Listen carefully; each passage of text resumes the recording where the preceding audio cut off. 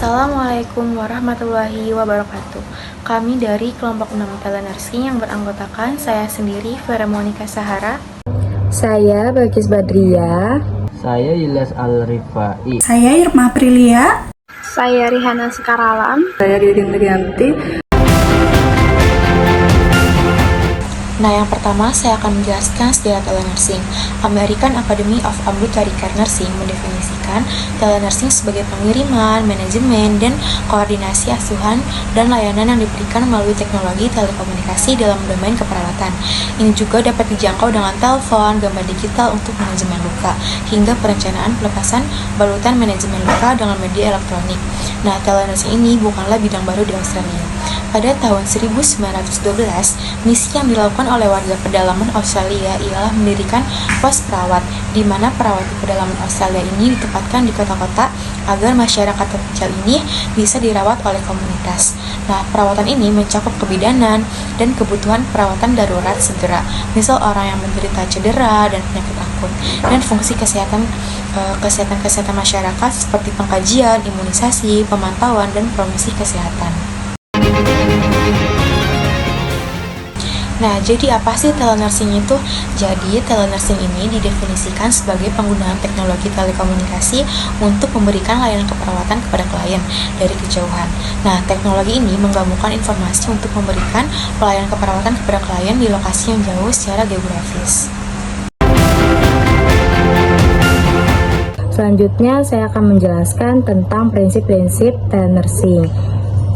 Prinsip-prinsip telenursing yang menyatakan bahwa telenursing yang efektif harus meningkatkan pelayanan kesehatan yang ada, terus juga meningkatkan akses optimal yang bila sesuai dan dapat diperlukan, juga meningkatkan atau menyediakan akses langsung ke layanan kesehatan.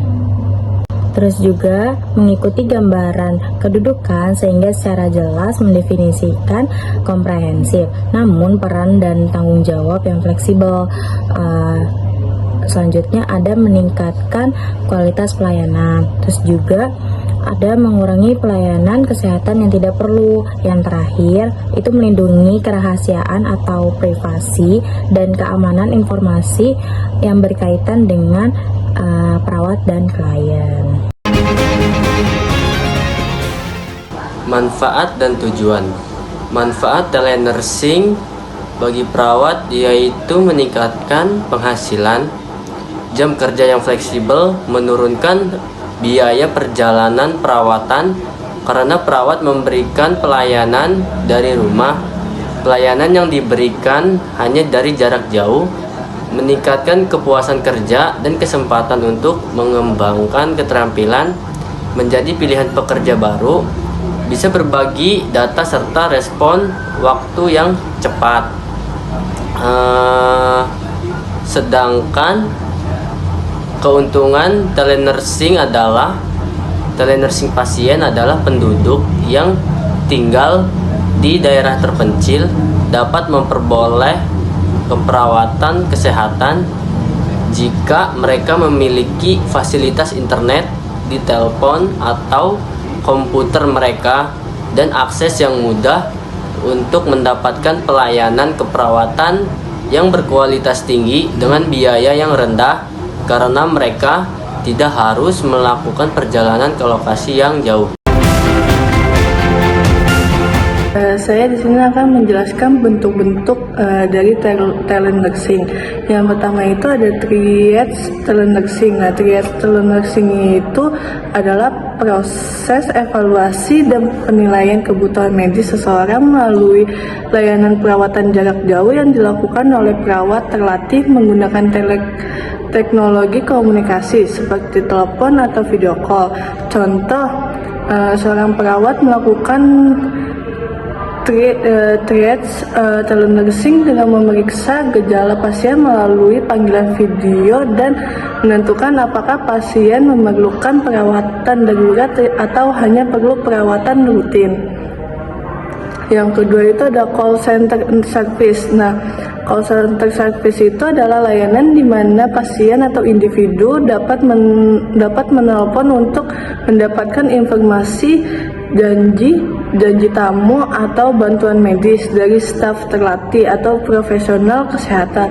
Contohnya itu seorang pasien menelpon pusat panggilan untuk mendapatkan informasi tentang gejala flu dan diarahkan untuk membuat janji tamu dengan dokter. Yang ketiga itu ada konsultasi melalui secure email message system. Nah, konsultasi itu pesan melalui email yang aman adalah proses yang dimana pasien dapat berkomunikasi dengan penyedia layanan kesehatan melalui email yang terenkripsi untuk mendiskusikan masalah kesehatan atau meminta saran medis. Contohnya itu seorang pasien mengirimkan email kepada dokter mereka untuk bertanya tentang efek samping obat yang diresepkan. Yang keempat itu ada konseling melalui hotline service. Konseling melalui hotline service layanan adalah layanan di mana individu dapat menelpon nomor khusus untuk mendapatkan dukungan emosional, konseling atau saran dalam situasi krisis atau untuk masalah kesehatan mental. Contohnya, seorang menelpon layanan hotline kesehatan mental untuk berbicara dengan seseorang konselor tentang kecemasan yang mereka alami. Yang kelima itu ada audio atau video konferensi antara pasien dengan petugas kesehatan. Itu adalah pertemuan virtual di mana pasien dapat berkomunikasi dengan dokter, perawat, atau profesional kesehatan lainnya melalui panggilan suara atau video untuk konsultasi medis atau perubahan perawatan atau pembahasan perawatan. Contohnya seorang pasien untuk melakukan panggilan video dengan dokter mereka untuk membahas hasil tes dan perencanaan perawatan selanjutnya. Yang keenam itu ada audio atau video konferensi antara sesama petugas kesehatan. Ada itu pertemuan virtual di mana profesional kesehatan seperti dokter, perawat, ahli gizi, dan lain-lain dapat berkomunikasi dan berkolaborasi satu sama lain untuk merencanakan perawatan pasien atau berbagi pengetahuan dan pengalaman. Contohnya, sebuah tim medis melakukan konferensi video untuk merencanakan perawatan bagi seorang pasien dalam kondisi yang kompleks. Yang ketujuh itu ada discharge planning telenursing.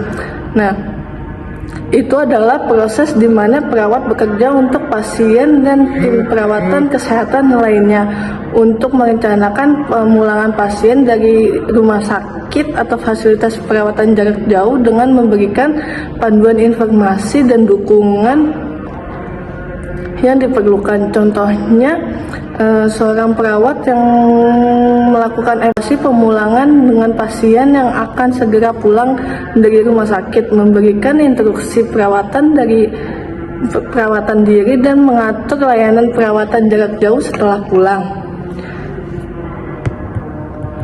Yang kedelapan itu home visit telenursing, kunjungan rumah adalah layanan di mana perawat berkunjung ke rumah pasien untuk memberikan perawatan, pemantauan, atau edukasi medis jarak jauh menggunakan teknologi telekomunikasi seperti telepon atau video call. Contohnya itu seorang perawat melakukan kunjungan rumah virtual untuk memantau kondisi pasien yang sedang pulih dari operasi dan memberikan instruksi perawatan luka. Kelebihan telenursing yang pertama itu mengurangi waktu tunggu dan kunjungan yang tidak perlu. Yang kedua itu membantu memenuhi kebutuhan kesehatan. Yang ketiga itu memudahkan akses petugas kesehatan yang berada di daerah yang terisolasi. Yang keempat itu berguna dalam kasus-kasus kronis atau kasus geriatrik yang perlu perawatan di rumah dengan jarak yang jauh dari pelayanan kesehatan. Contohnya itu kayak Halodoc.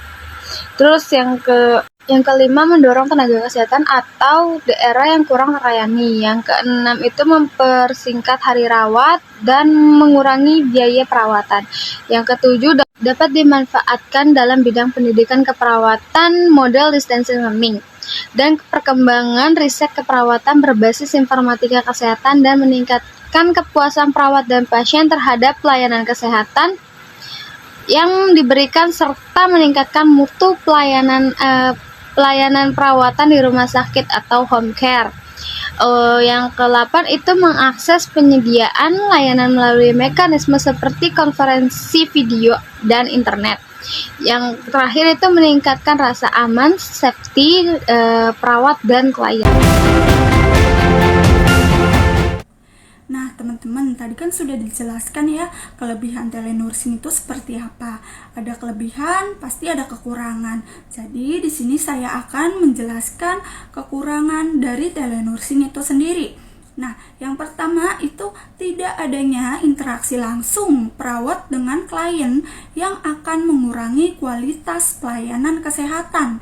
Nah, kekhawatiran ini muncul karena beranggapan kontak langsung dengan pasien sangat penting, terutama untuk dukungan emosional dan juga sentuhan terapeutik. Lalu selanjutnya itu ada kemungkinan kegagalan teknologi seperti gangguan jaringan. Nah, selanjutnya ada meningkatkan risiko terhadap keamanan dan kerahasiaan dokumen klien. Lalu yang terakhir itu belum adanya regulasi. Jadi ini mau tidak mau akan menghambat perkembangan telehealth termasuk telenursing itu sendiri. Nah, selanjutnya itu ada tantangan utama yang dihadapi dalam telenursing. Nah, yang pertama itu ada terjadinya komunikasi yang tidak memadai tentang kondisi klinis pasien sehingga menyebabkan terjadinya kesalahan klinis. Lalu ada keterbatasan sistem komputer mengenai komunikasi. Lalu selanjutnya ada kurangnya referensi visual saat berkomunikasi antara perawat dengan pasien, terutama komunikasi tanpa video.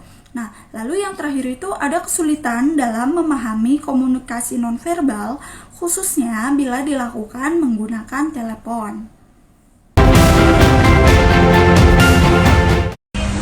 Adapun kategori pelayanan kesehatan yang bisa diberikan melalui telenursing, yang pertama itu ada preventif, misalnya pencegahan efek berbahaya dari penyalahgunaan obat-obatan, alkohol, layanan gizi, dan survei kesehatan. Yang kedua itu ada promotif, meliputi pendidikan kesehatan terkait latihan fisik dan kebiasaan diet sehat. Yang ketiga itu ada kuratif, meliputi layanan yang berhubungan dengan pengobatan penyakit, misalnya itu pemeriksaan dan pemberian resep obat. Nah, yang keempat itu ada rehabilitatif, meliputi layanan tindak lanjut setelah dirawat di rumah sakit dengan penyakit kronis seperti operasi. Jadi, kesimpulan dari video yang telah kami jelaskan yaitu telenursing ini harus dimanfaatkan secara tepat dan terpadu agar tujuan utamanya itu pemenuhan kesehatan masyarakat, khususnya bagi mereka yang jauh dari pelayanan kesehatan dapat tercapai. Sekian penjelasan dari kelompok kami, kurang lebihnya mohon maaf. Wassalamualaikum warahmatullahi wabarakatuh.